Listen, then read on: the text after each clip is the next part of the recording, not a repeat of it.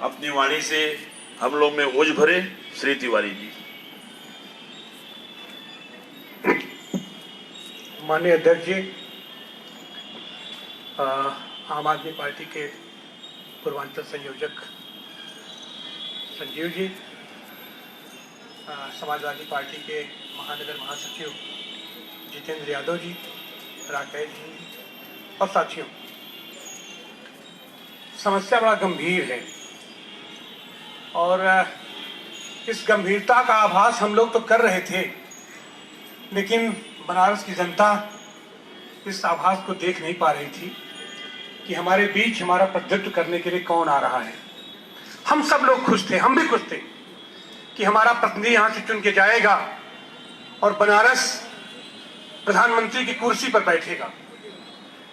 बड़ा अच्छा लगा, लेकिन जो उनकी नीतियां थी, जो उनकी कार्यशैली थी, जो उनकी सारी चीजें थी कि मीठे मीठे सपने दिखाना और जनता के बीच से जन सुविधाओं जैसी जितनी भी चीजें हो सकती है उसको धीरे से नीचे से छीन लेना और उनको अपने कुछ मित्रों को कौड़ियों के दाम दे देना, पूरे देश की संपदा चंद पूंजीपतियों, चंद लंपट पूंजीपतियों की तिजोरी में भर देना। ख्वाब दिखाया गया। इस ख्वाब में क्या हुआ कि बनारस को क्वेटो बना देंगे। पहले ही आ गया मामला।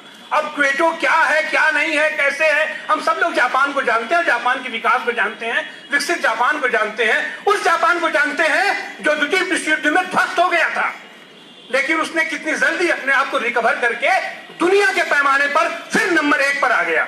हम उस जापान को, हमने सोचा कि बनारस को क्वेटो बनाया जाएगा तो बड़ा बढ़िया चीज होगा, और यहाँ से तमाम अधिकारियों का दल जाना शुरू हुआ और क्या किए क्या नहीं किए वो तो नहीं जानते, लेकिन आनंद तिवारी जानता है कि क्वेटो क्या चीज है। 1994 में हम वहां गए थे। क्वेटो हरियाली से आच्छादित, वहां कोई सड़क, कोई घर, कोई पार्क आप ऐसा नहीं देखेंगे जहां हरियाली हरियाली न हो, आच्छादित न हो। वहां के सारे पुराने जितनी धरोहर है, जितने मंदिर हैं, बौद्ध मंदिर है, खास करके बौद्ध मंदिर है, सबको आप वहां खाली तस्वीर देख लीजिए तो तबीयत खुश हो जाती है। हम लोग सोचे थे कुछ उसी तरीके का यहाँ होगा, लेकिन यहाँ क्या हो रहा है हम देख रहे हैं कि बनारस ध्वस्त किया जा रहा है, जो हमारी सबसे प्राचीन नगरी दुनिया में, जिसको धरोहर होना चाहिए, यूनेस्को के अंदर जिसको धरोहर होना चाहिए, हमारी गंगा माँ जिसको धरोहर होना चाहिए, हमारा काशी विश्वनाथ मंदिर जिसे धरोहर होना चाहिए, हमारा सारनाथ जिसे धरोहर होना चाहिए, हमारा ये सारी चीजों का क्या हो रहा है। आज की तारीख में हमें सांस लेने के लिए स्वच्छ हवा मुहैया नहीं है।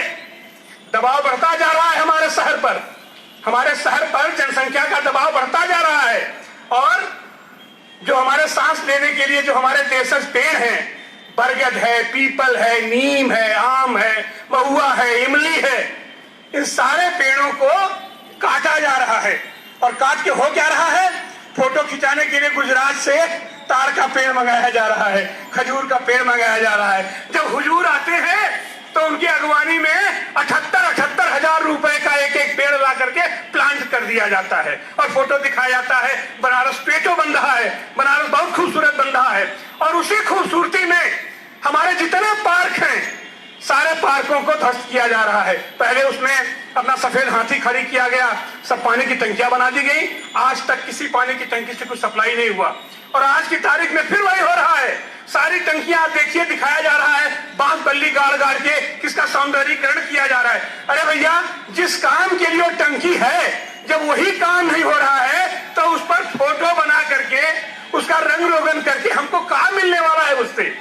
और एक जो हमारे हृदय स्थल में जो हमारा शहीद पार्क है, जो शहीदों की स्मृति में बनाया गया है, उस शहीद पार्क की क्या स्थिति है। जो हमारे नगर निगम का जो हमारा बिल्डिंग था, आपने उसको क्वेटो के नाम पर इसको भी आपने दे दिया दुनिया के हवाले। और सबसे बड़ी बात यह है कि ये सब किस नाम पे हो रहा है, ये सब देशभक्ति के नाम पे हो रहा है, ये सब स्वदेशी के नाम पर हो रहा है, ये सब अपने उन्नयन के नाम पर हो रहा है, धरोहर के विकास के नाम पे हो रहा है। ये बहुत ही शर्मनाक है।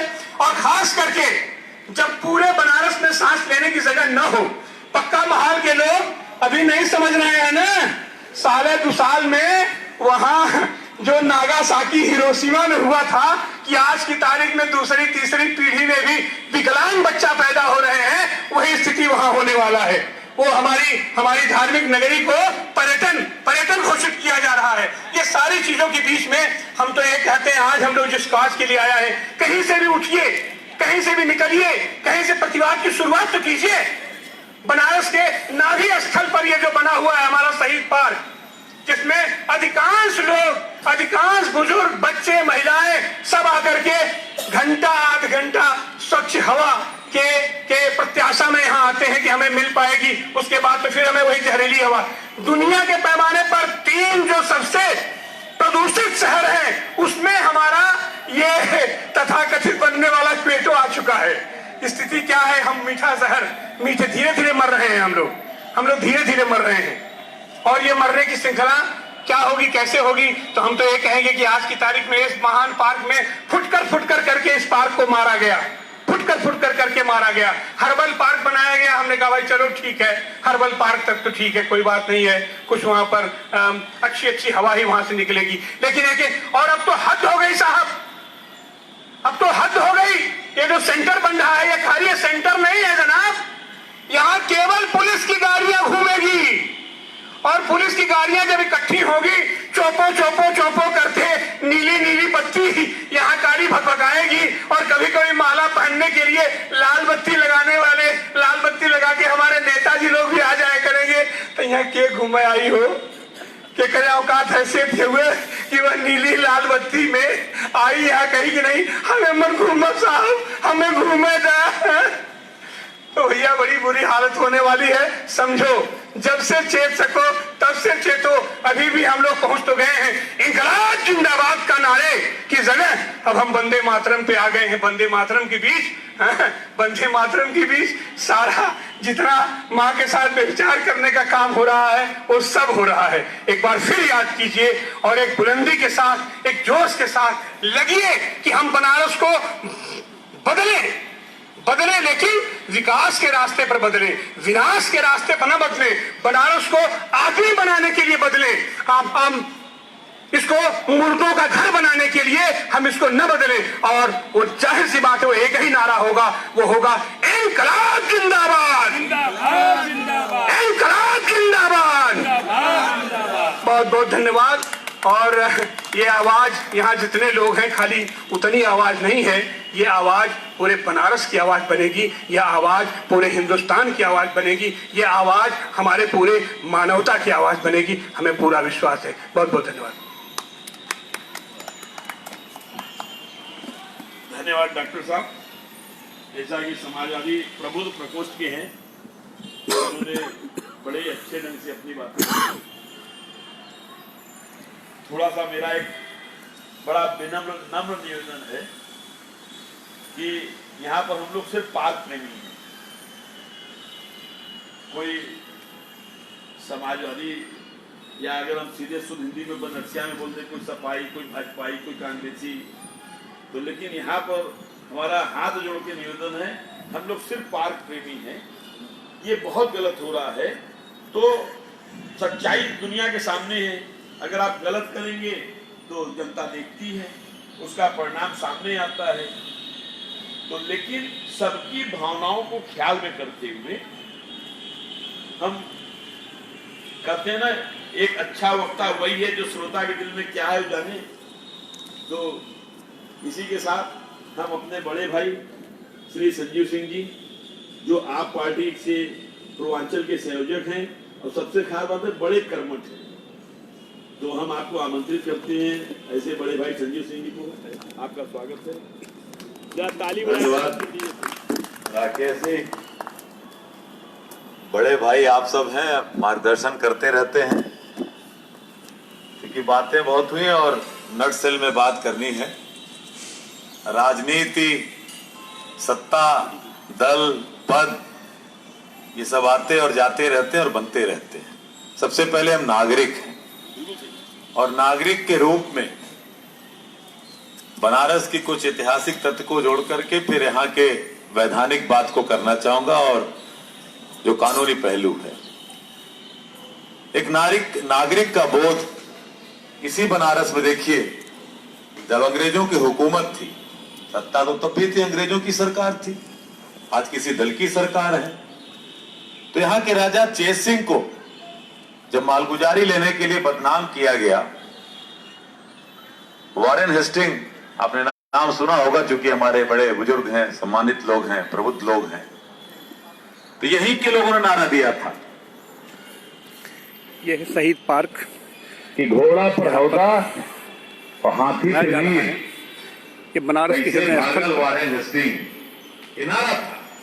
इन लोगों ने वॉरेन हेस्टिंग को समझिए, इसी बनारस की जनता ने जो वायसराय था उसको सुना नहीं, उसको फिर राजा जय सिंह का अपमान, उसको रोकना पड़ा, उसको झुकना पड़ा।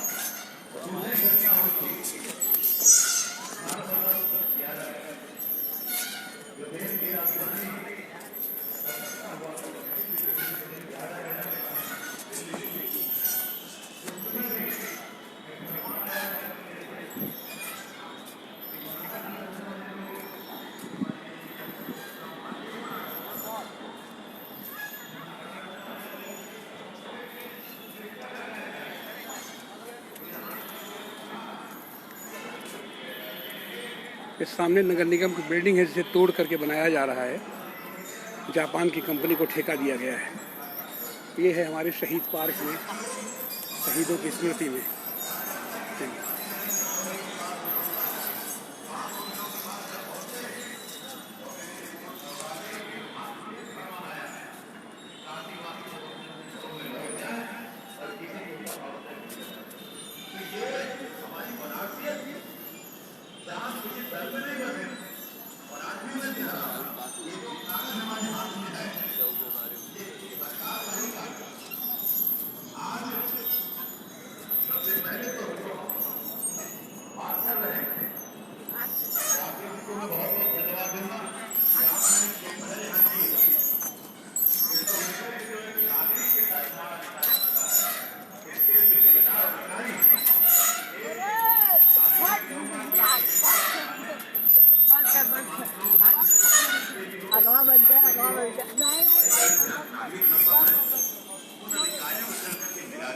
और ये समाज के साथ ये नियम, ये पाबंद हमने नहीं बनाया, ये आपने बनाया। क्योंकि पार्क में अगर एक ठेला भी चावला लगा के लगा देता है तो वो भी गैर कानूनी होता है। और आप तो यहाँ पर इतनी बड़ी हरकतें करा रहे हैं, कभी आप वाटर एटीएम खुलवा देते हैं, कभी आप आइसक्रीम पार्लर खुलवा देते हैं। ये जो अतिक्रमण हो रहा है, और इसलिए कहना चाहता हूं कि ये अतिक्रमण, हम विकास के विरोधी नहीं हैं, विकास होना चाहिए, लेकिन विनाश की पटकथा पे अगर विकास करें, आज इस शहर का प्रदूषण स्तर, ये भी नहीं कहता हूं कि जो सरकार उसने बढ़ाया, लेकिन अगर नीतियां गलत हैं तो हम किसको दोष देंगे? हम दोष राकेश जैन जी को नहीं देंगे, हम यहाँ पे आनंद तिवारी जी को नहीं देंगे, जितेंद्र यादव जी को नहीं देंगे, सत्ता में जो बैठी सरकार उसी का तो दोष देंगे। आज 250 पार्टिकल मटेरियल जो पीएम है, जो प्रदूषण का मानक है, उससे ऊपर बनारस के लोग सांस ले रहे हैं। और आज यहाँ पे जो औसत आयु है 60 वर्ष के नीचे वालों को देखिए, तो आप किसी भी सांस के रोगी के डॉक्टर के पास चले जाइए, आप किसी भी सीने के जो डॉक्टर हैं आप उनके पास चले जाइए, आपको नौजवान वहां से खांसता हुआ मिलेगा। तो आज जो प्रदूषण के मानक जो बड़े हैं, प्रदूषण जो बढ़ता जा रहा है, इसके लिए कौन दोषी है? आपको अगर ये बनाना है कमांड ट्रैफिक पुलिस का, सामने अपने इतनी अच्छी बिल्डिंग प्रेक्षागृह की गिरा दी, आप वहां बना देते। क्या जरूरत है अगर इसी सिगरा एरिया में करना? और ये शहर का हृदय स्थल ही है। यहाँ पे मैं तो कोई सभी साथी कह रहे थे कि दिन में, अरे साहब मैं तो देखता हूं कि शाम होने के पहले तक इसी क्षेत्र की हमारी माताएं बहनें दोपहर में आती है खाना बनाने के बाद। जब उनके बच्चे, जब उनके पति व्यवसाय अपने स्कूल और चले जाते हैं तो दोपहर में यहाँ माताएं बहनें टहलने आती हैं। कौन आएगा? जब यहाँ पुलिस की गाड़ियां लगी होंगी, उनके अधिकारी आएंगे। तो पार्क पे अभी आज एक कोने का कब्जा है, कल आप देखेंगे कि कुछ दूसरा कमांड तीसरे कोने पे बनेगा, और आते आते ये सारे पार्क घेर लिए जाएंगे। ट्रैफिक पुलिस की आप बात कर रहे थे, यहीं पर 2 दर्जन लोगों की मृत्यु हो गई जो फ्लाईओवर बन रहा था, और वहां पर मैंने सर्वदलीय